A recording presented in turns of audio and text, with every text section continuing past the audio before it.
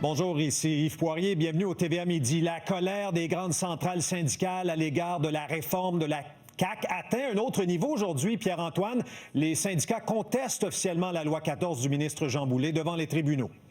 Oui, la loi 14 qui vise à mieux tenir compte des besoins de la population en cas de grève ou de lockout est d'ailleurs entrée en vigueur officiellement hier et dès le lendemain, donc aujourd'hui, il y a une contestation devant les tribunaux. La loi 14, quel est son objectif? Elle vise notamment à limiter le droit de grève, on le dit, pour mieux tenir compte des besoins de la population et surtout limiter les impacts, donner aussi le pouvoir au gouvernement d'imposer un arbitrage dans certains conflits de travail et aussi élargir vraiment là, la notion de service essentiel dans certains cas, notamment pour des services qui pourraient être maintenus. Ce que disent les syndicats qui ont déposé officiellement là, leur contestation devant la Cour supérieure ce matin.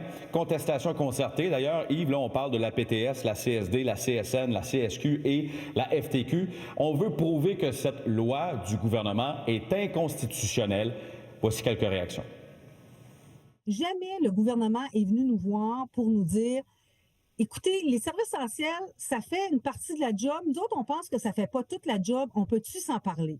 Il nous a jamais fait ça. Avec la loi 14, il se donne l'opportunité comme ministre de mettre fin à un mouvement de grève en donnant l'arbitrage exécutoire, mais en plus, il vient réduire la capacité de faire la grève pour presque tout le monde. Je suis tout à fait conscient que la loi 14 limite l'exercice du droit de grève, mais je le répète, on a trouvé, je pense, un bon équilibre entre ce droit-là et le respect des besoins fondamentaux de la population. Vous le savez, il y a des grèves qui ont eu des impacts disproportionnés.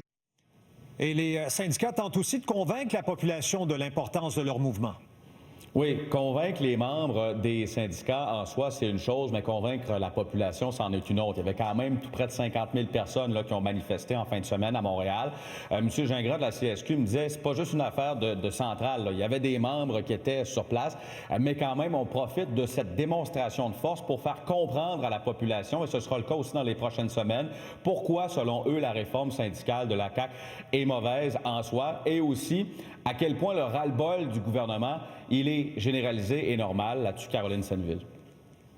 Les services éducatifs, les services pour venir en aide aux élèves en difficulté ne sont pas là. Est-ce que j'ai besoin de parler de la santé, de la DPJ, des services sociaux, des CHSLD? Ça craque de partout.